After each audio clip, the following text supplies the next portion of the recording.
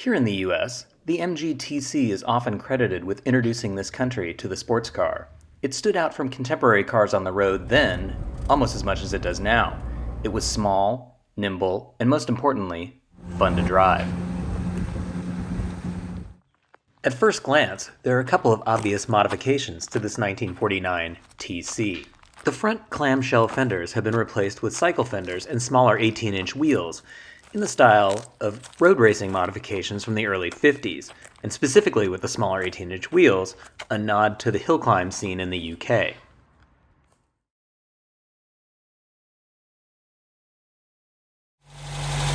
You'll find the other big modification under the bonnet, with the addition of the Shorrock supercharger. This TC was assembled at the Abingdon factory August 8, 1949, and sold new in England. Its history, through extensive receipts, is traceable through at least 8 owners back to 1966. It changed hands in 1967 and again in 1970 to Peter Farmer, who refurbished more than 15 MGs and kept this one in his collection for 30 years. In a handwritten note, he described performing a total restoration, stripped to the bare chassis with new wood and all of the components reconditioned or refurbished. He added the supercharger to build a fast road car and, quote, "I did some good journeys to keep up with the modern stuff." It came to the US around 2009 and ended up in Idaho, then Arizona, where the current owner found it and purchased it and brought it to Oakland, California. When he was in school, his father promised him a TC when he finished law school. He went to art school, so the TC never happened. When he found this one that happened to be assembled on his own date of birth, it was meant to be. Shortly after it arrived, he took it to Steve Gordon at Vintage Auto Service in Oakland, California, who prepared it for use. With all new hoses, a new water pump, a new radiator, a 123 distributor and electronic ignition, new coil, fluids, belts, and more. Receipts and documents show the rebuild in the 1980s included boring the motor by 20 thousandths and shaving the head by 70 thousandths, as well as a crank regrind and balance.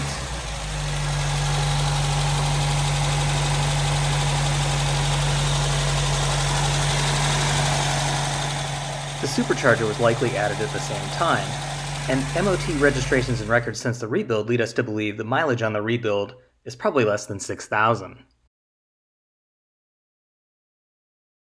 Also of note is the fact the engine number does not match the stated number on the VIN plate.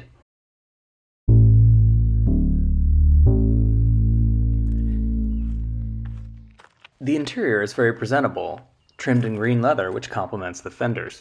The rear half tonneau is a recent addition made by Jim Silva of Sure Fit Upholstery.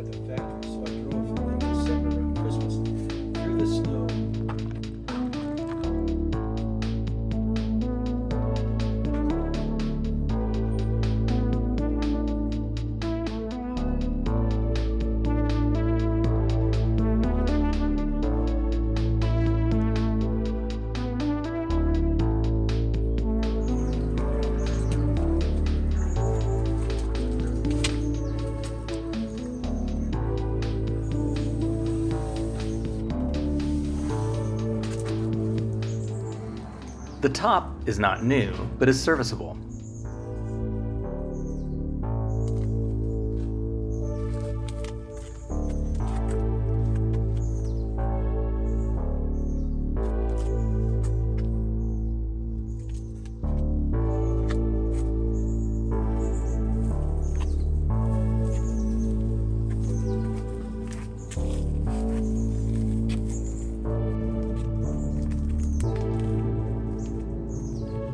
The only functional flaw is the connection at the windshield over the driver's side. Brooklyn-style windscreens for the mounts behind the windshield are present, and there's a full-size tonneau as well.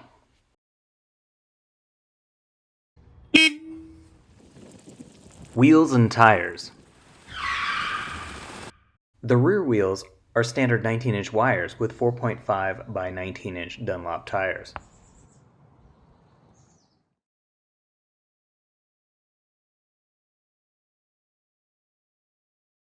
The front wheels are outer-laced 18-inch wires running 4.5 by 18-inch Chengshin tires.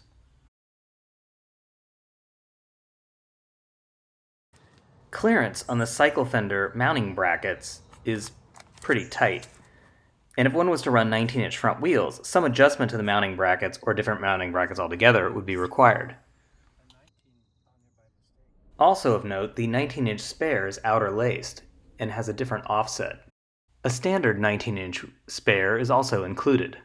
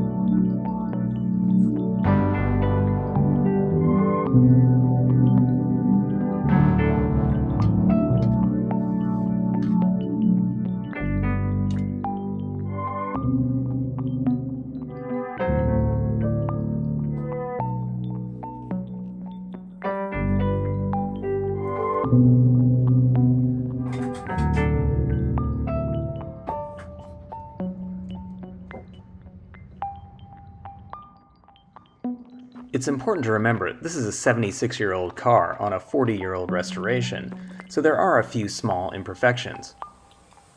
Paint cracks are common on the front valances on TCs, and this one is no exception.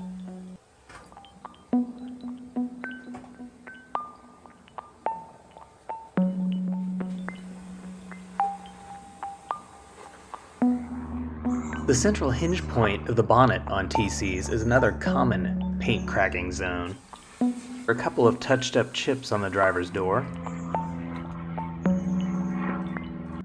some staining under the fuel sending unit. This is usually covered by the tonneau.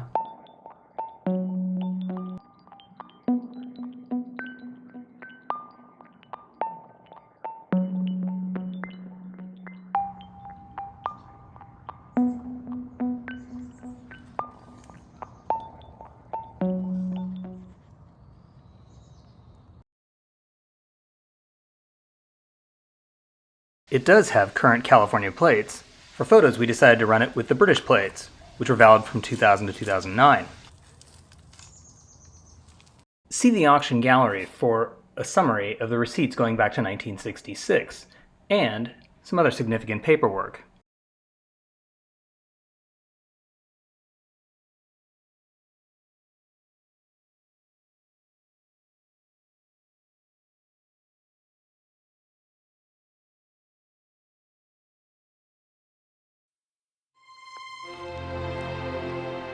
These cars were a little bit of a throwback to pre-war times, even when they were new. They brought enthusiasts together and were truly sporting to drive. And that hasn't changed.